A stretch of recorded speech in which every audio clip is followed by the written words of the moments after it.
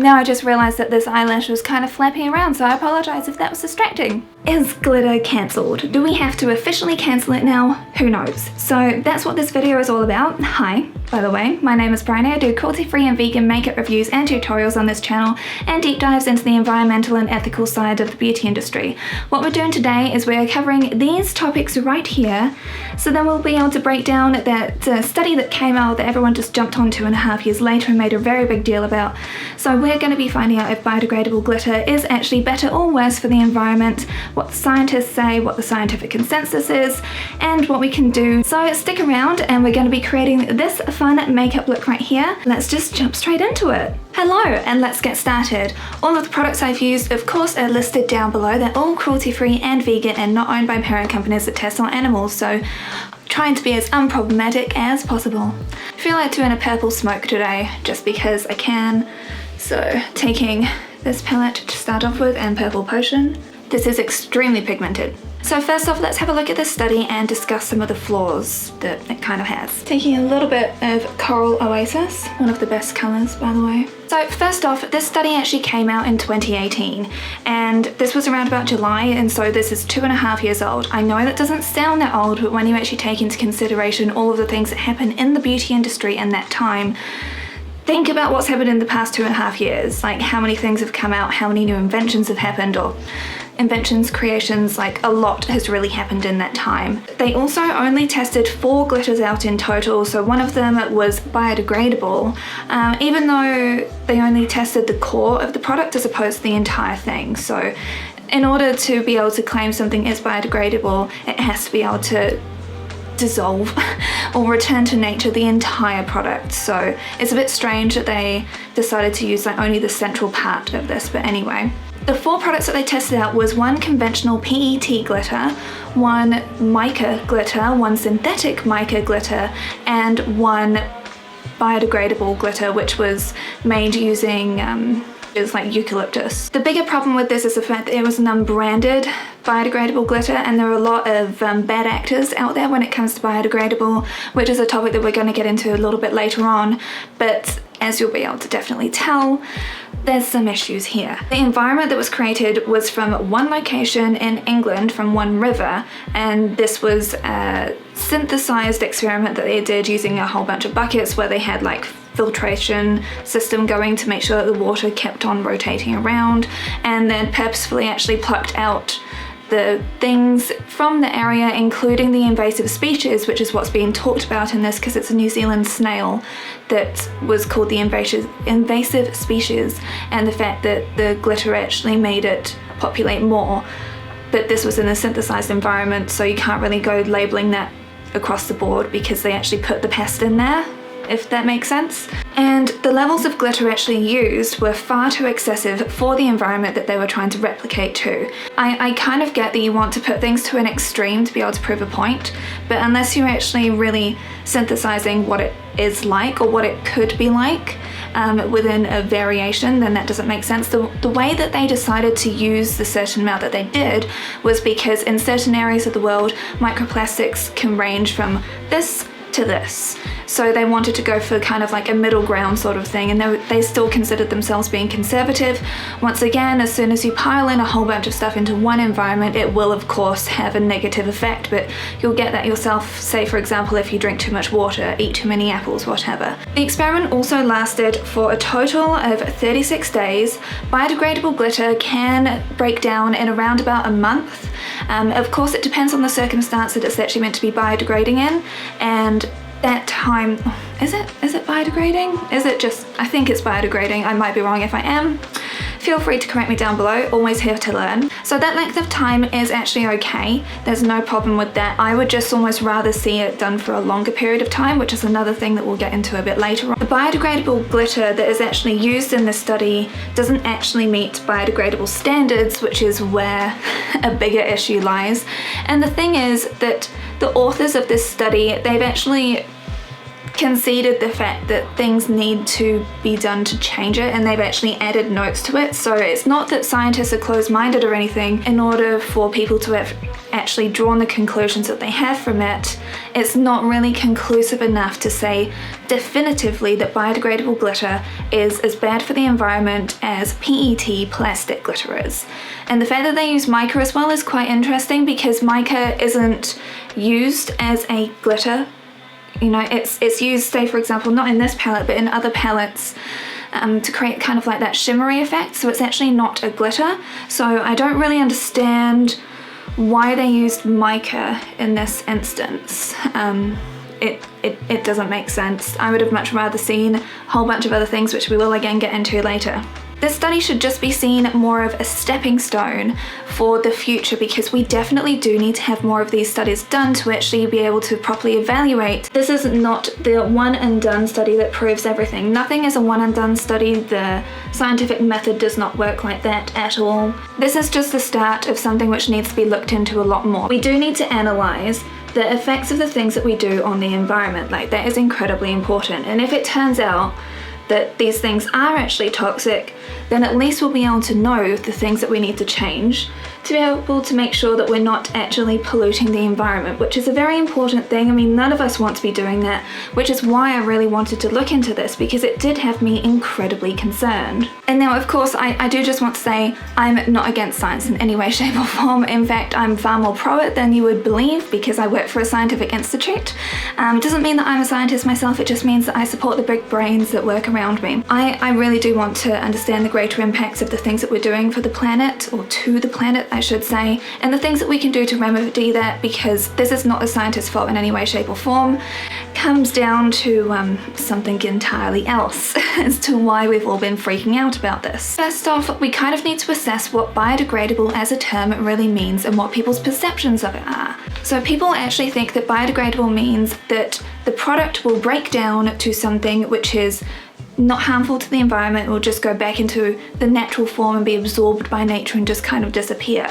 Whereas biodegradable doesn't actually mean that. So in order for something to be biodegradable, you could call a toothbrush biodegradable, because over time, hundreds of years, that will indeed break down. However, it won't really break down into something that's not microplastics. But that's still biodegrading, because it's still degrading and it's still becoming smaller fragments. Doesn't necessarily mean that it's good for the environment in any way. So that's why we really, I would love for there to be actual legal terminology about who can use the term biodegradable, because this is one of the big things, is misinformed consumers and misled consumers, because we know that whitewashing and greenwashing are a really big problem, in particular in the beauty industry, because we all do that feel-good shopping and we're like, oh, but this is actually good for the environment. I mean, you could even say that I do it because right at the start here I said it's all cruelty-free, it's all vegan, so everyone can feel good about using these products, but maybe they're not good for the environment. We don't know yet. We need more science on that. Biodegradable technically can be applied to pretty much everything. It doesn't necessarily mean it has to break down to something that is good for the environment. Again, this is just where the problem lies, because we're seeing an increasing amount of brands really pick up on the fact that people want to shop more ethically, shop more environmentally friendly. Now, another thing to note when I was actually looking into this is plant-based plastic alternatives, like the biodegradable ones, they actually produce more methane when they come into contact with the air in a landfill, for example. So, well, there are negative connotations around that. So still, more studies need to be done. We need to have a more circular economy when it comes to a product being produced to its end of life, because right now it's mostly linear for most things. It needs to be able to go back. And that's exactly the sort of thing that we need to create. And that's what people think of when they think of biodegradable. They think it's circular. It's still linear. It just makes you feel better about buying it. So don't believe a company when they are saying that their products are biodegradable, because that could just break down into microplastics which go into the waterways, which we know is a terrible thing.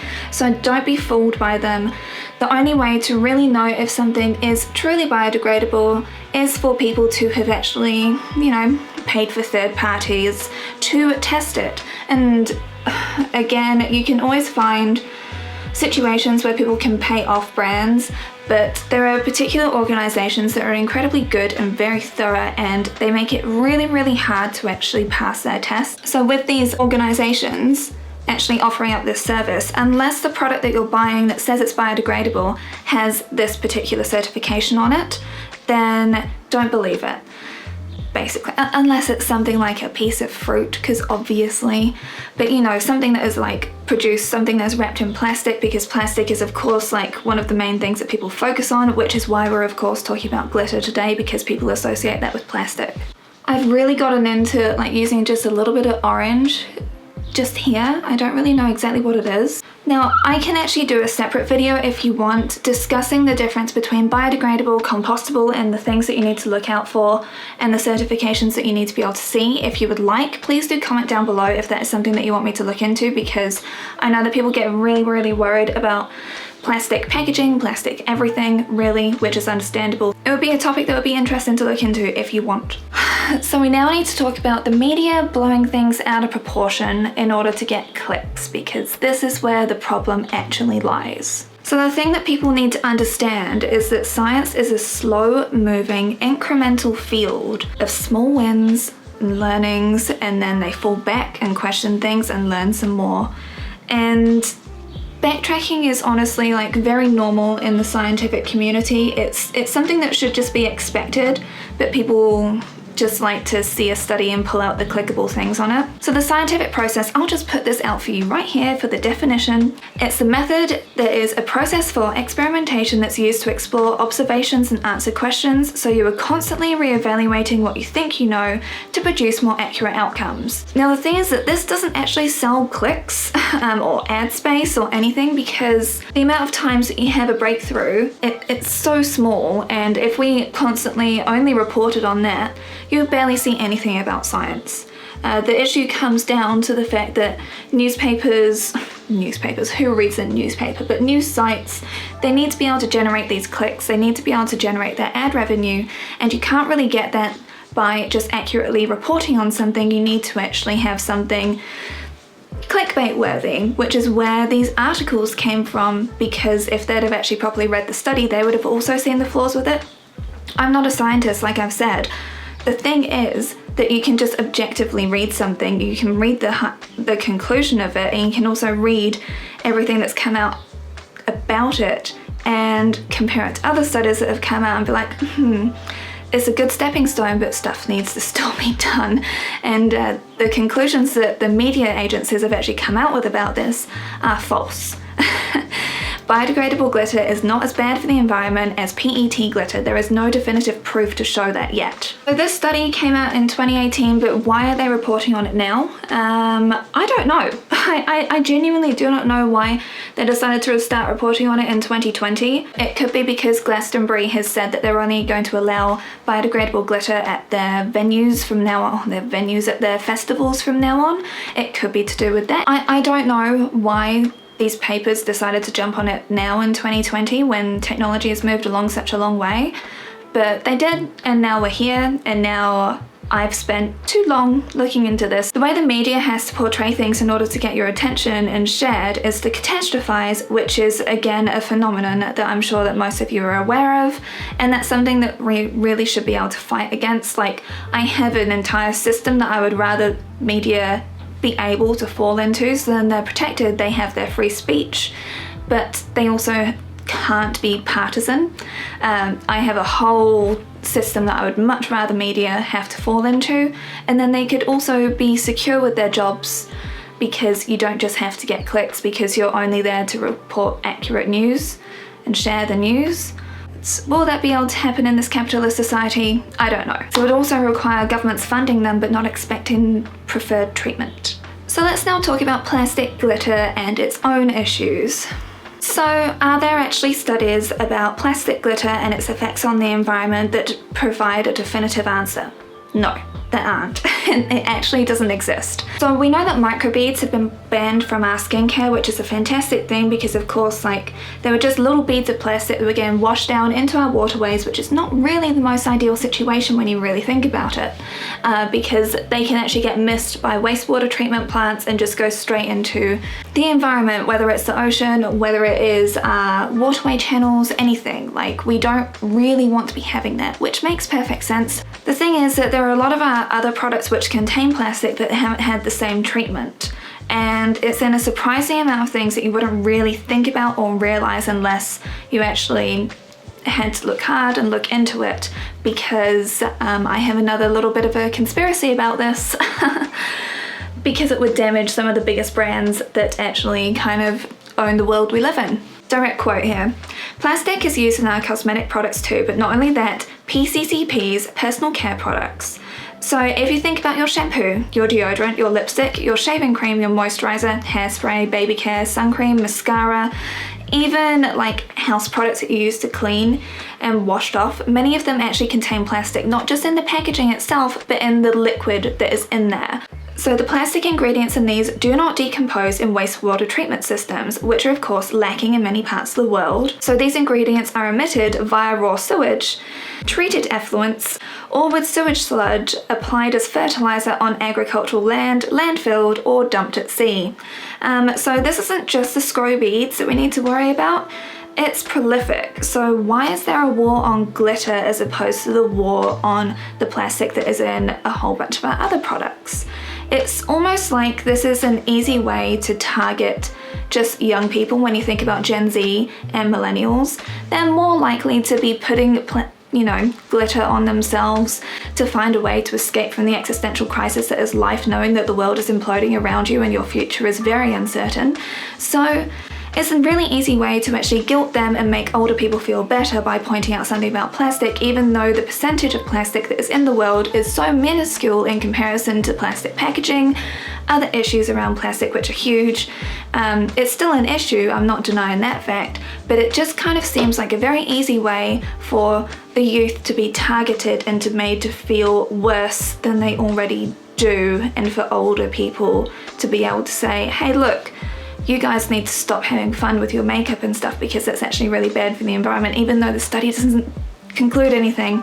So really, what we should be targeting is the entire beauty industry, which includes, of course, skincare products, hair products, everything. Even you think down to baby care, everything that people put on their bodies, that's what we should be thinking about, which is a much bigger issue to tackle than just telling people to feel bad about glitter. Now, of course, in the past, what I've done is I've covered palm oil. I've got a 4-part series on it. I've had many a discussion with people about that. Now, not everyone likes the conclusion that I came to because it goes along with scientific consensus, because I believe that's very important. The thing is, we don't know if there are alternatives to using plastic in our products right now, because I know that there are brands that are specifically saying that they're doing all of this stuff, but it's hard to actually, as a consumer, it's very hard to tell what is a plastic in a product.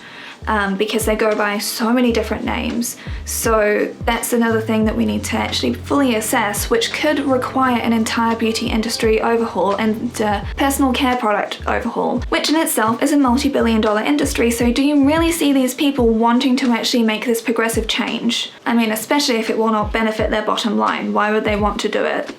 To do a good thing for the planet? I don't think so. So I'm just putting a little bit of this on because it's my birthday, so I want to have very shimmery eyes. Of course, the thing is that plastic glitter that is worn is washed down the drains. Typically, like once you come back from a festival, when you wash your face, it goes into the drains, and not everything can actually be captured. So of course that is where we have some issues and problems which obviously need to be solved, which is something why Biodegradable Glitter has stepped in to hopefully solve this problem. So there is another study for you. This one's actually from 2020. I know, so current. It's about wastewater treatment plants, where microplastics in wastewater treatment plants can be collected mostly and well by the sludge, so that's a positive. I guess the issue comes down to when things are washed down like regular paths. So for example, like at festivals, at the beach or whatever, that can potentially go directly into waterways. Obviously you do not want plastic going there. obvious reasons. I mean, I don't think I need to explain it any more than the studies already have and the scientific consensus that has already been drawn from that. And even though glitter is a small part of that, it doesn't mean it's not an issue that needs to be solved. I'm just gonna put my lashes on and I'll be right back. They're still drying, but what a difference it makes to wear lashes. So I'm just gonna read out the next part whilst I wait for these to set. So is there actually bulletproof science out there to specifically say whether biodegradable glitter is a good thing or a bad thing? Right now, no. There isn't. More work does need to be done in this way. And that's the thing about inventions as well as the thing is that things move along so quickly and so fast, especially in the beauty industry. And I know that there are many people that are really trying to conquer the environmental issues around the beauty industry. So you can't really rely on old data for this. For this, it does actually have to come down to new and recent studies. Now, of course, like, we know that the environmental impacts of things like fossil fuels are really bad for the environment, like animal agriculture are really bad for the environment. There is scientific consensus about these things, but there isn't specifically about biodegradable glitter. So more work needs to be done, so I can't specifically tell you yes or no, because I personally do not know if biodegradable glitter in its current form is a good thing or a bad thing for the environment. All I know is that right now plastic glitter is a bad thing, and there is no definitive evidence to show that biodegradable glitter is bad as well. So this is kind of where a sliver of hope does come in at the end, which you will have hopefully seen, but I do also want to stress the importance of the fact that we need to have more scientific studies done about this, which is why it's so important that we actually provide scientists with decent enough grants, decent enough funding that they're actually able to produce this research and do it properly. Because I think that the study that we talked about at the beginning of this video, that could have been so much better if they could have had access to more funding.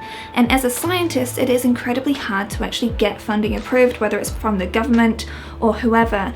And in particular around this issue, I want it to be independent of any beauty industry body at all. I want it to be government funded, preferably, or at least publicly funded. I definitely do not want anyone from the cosmetic industry getting involved with future studies around the effects of glitter, biodegradable or plastic on the environment, because that is where you kind of get a very strong conflict of interest. And when it comes to studies that have been bought for, or paid for I should say, you don't tend to get the best outcomes. And you can just look at what happened with Shell about that from the 80s, and now we're all suffering because of it.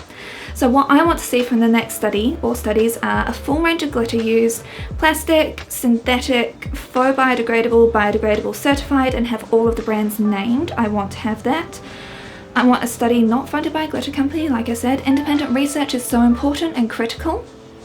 I want a range of environments created in accordance with glitter sales, effects on water treatment plants, waterways, oceans, less developed areas, and of course festival debris. I want correct averaging amounts used to see the impacts for each area, reflective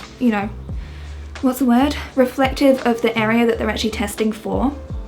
Ideally, I would want both field experiments and synthesized field experiments, like where they've actually recreated the environment in a lab, because then you'll be able to actually see everything fulsomely. Whether they just create a patch from a festival that they just leave as is, and then they can evaluate that over a period of months. And I also would like to have these tests conducted over a period of 6 months minimum to be able to adequately see changes that would begin, whether that is from the plastic, from the biodegradable. Biodegradable should be well and truly gone by then. 1 year would obviously be more ideal to see like all of the long-term impacts. Could I be asking too much here? Possibly. I tend to anyway, because I overthink literally everything. But in order to get a conclusive view, we need to have like all of the potential environmental damage to natural environments actually fully assessed. So that's the biggest point of contention. And that's why I say that we should really test after a festival to see what the impacts actually are there. A quick lip line. Also, if anyone knows of a good lip sharpener, please let me know, or lip pencil sharpener, not literally lip sharpener. Do not tell me where to buy knives. Please let me know, because my current one is terrible. Big break, wore this on my wedding day, was amazing. Colourpop don't sell this anymore, I'm sorry to say. Biodegradable glitter, what brands can you actually trust?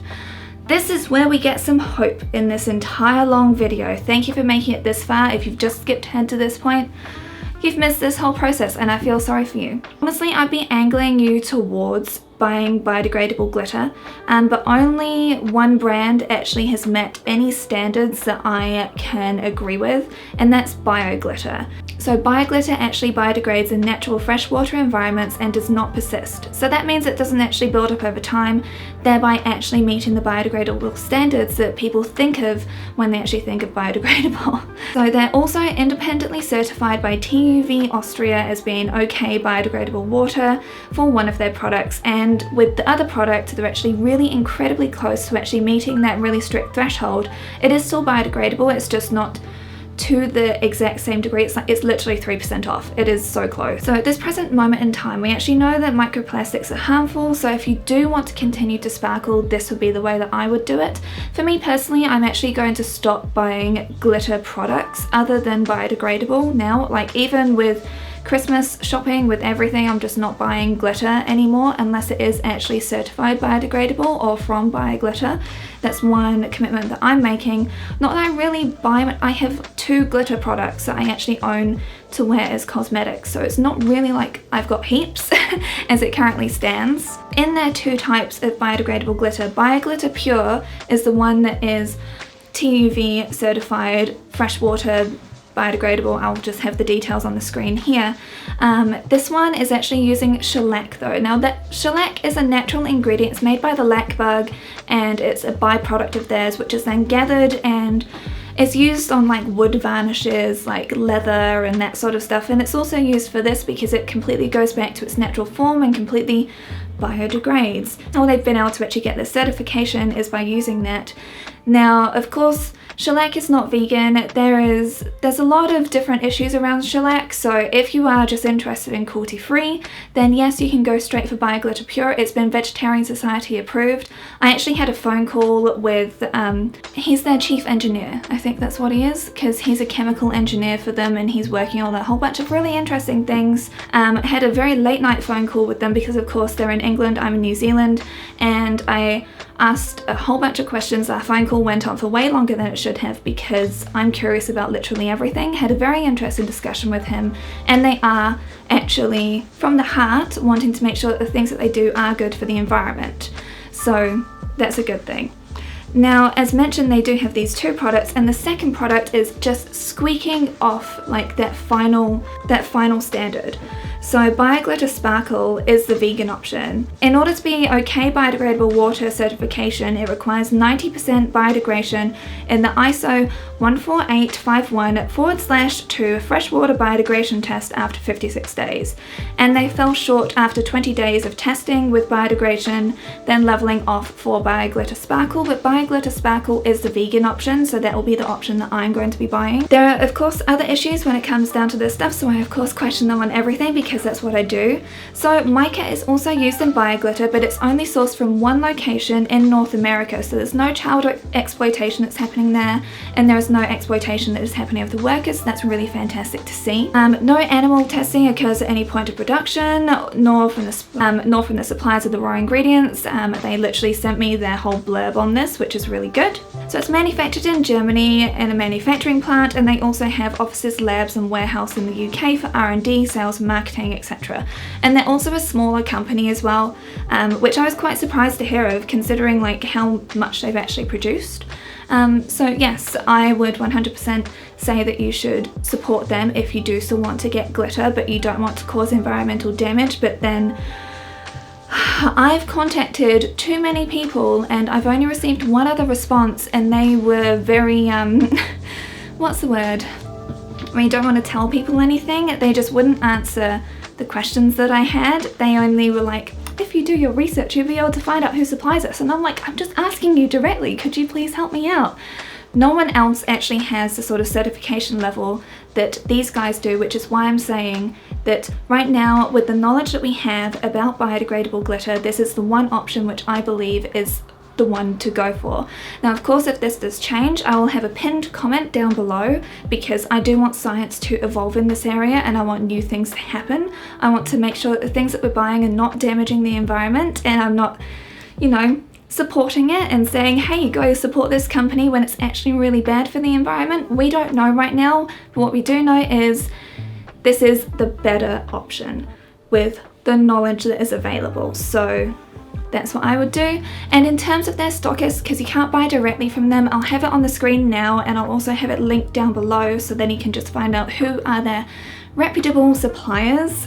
So yeah, and also with the Bioglitter Sparkle variant, they are actually wanting to change that as well to make it totally meet the same TUV standards. They're just struggling with the fact that it won't be vegan friendly, so they're trying to find an alternative to that, hopefully from a natural product, in order to be able to actually get it to meet that same standard.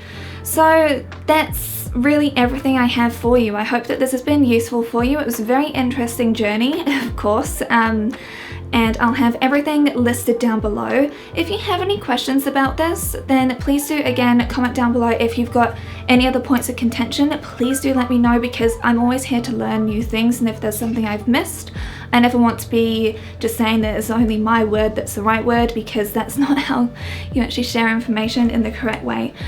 So yes, thank you lovelies very much for watching, and I'll see you all again very soon. I've changed my uploading schedule to be on Thursdays from now on as well, because apparently Sundays are not a good day to upload. Sometimes you might get a bonus video on a Tuesday, I don't know. And also please let me know if you like this background as much as I do, because I'm kind of a little bit obsessed, a little bit. Christmas content is coming out. I'm working on 12 Days of Christmas, which is all going to be about all the good things that are happening in the beauty industry, whether that is historic great events, companies that are supporting really good causes, whether it's down to things that have completely changed the beauty world for the better. That is what we are working on, and it's going to be a positive way to end the year of 2020, and I think that we all need some positivity right now. So thank you lovelies once again. I'll see you very soon. Bye!